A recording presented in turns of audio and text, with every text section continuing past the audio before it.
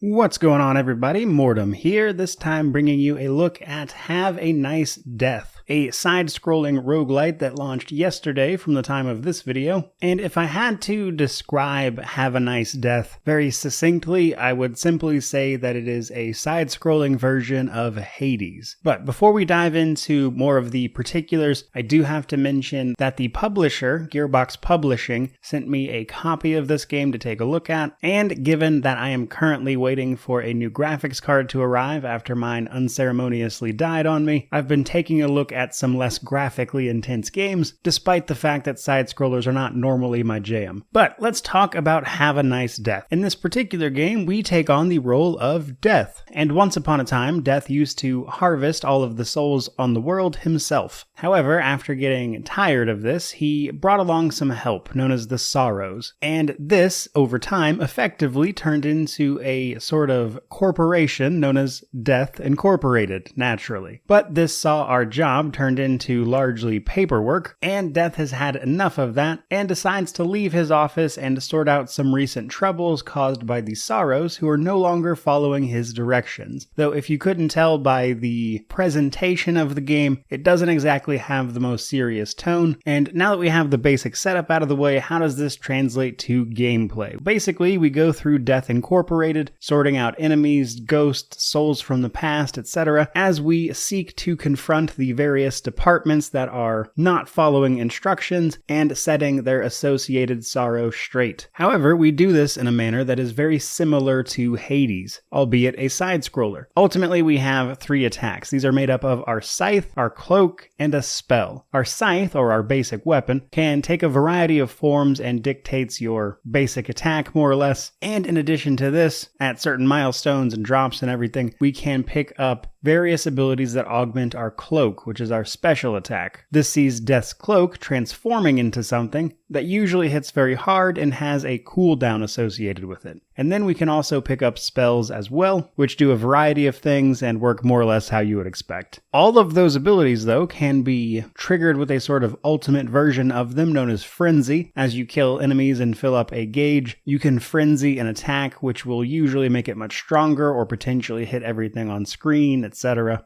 And to augment things a little further, as you progress through various areas, you might run across employees who can offer some sort of benefit to you, one of which being curses. Curses are effectively modifiers that help you out in some way, usually granting you passive bonuses. But in order to gather up these things, we have to move through the various stages. Each department is divided up into a variety of stages that see us platforming and fighting our way across them, with only a few fights being required, because while killing enemies will occasionally drop useful things like a rare health pickup or currency to then spend at the shop, technically all fights besides a few are optional. You can run past most enemies if you want, but every once in a while you will be thrown into a sort of mandatory fight against some tougher enemies, though not really bosses. And then once you finally get to the end of the department, you have to fight the actual boss for that department, which have their own unique mechanics and attacks, before moving on to the next department. But as you move through both the stages and the departments themselves, you have a little bit of control over where you go. Often when you're switching between floors of a department, you can pick 1 or 2 options of which one you want to go. They're color-coded by difficulty, which coincides with whatever difficulty you're playing the game on. And then when you get to the department selection, you'll also have a choice here about which department you would like to go to, which can affect the various stages that you're playing on. Again, somewhat reminiscent of how Hades manages its arena selection, so to speak. Sooner or later, you are going to die. However, death, as you might imagine, is simply not the end,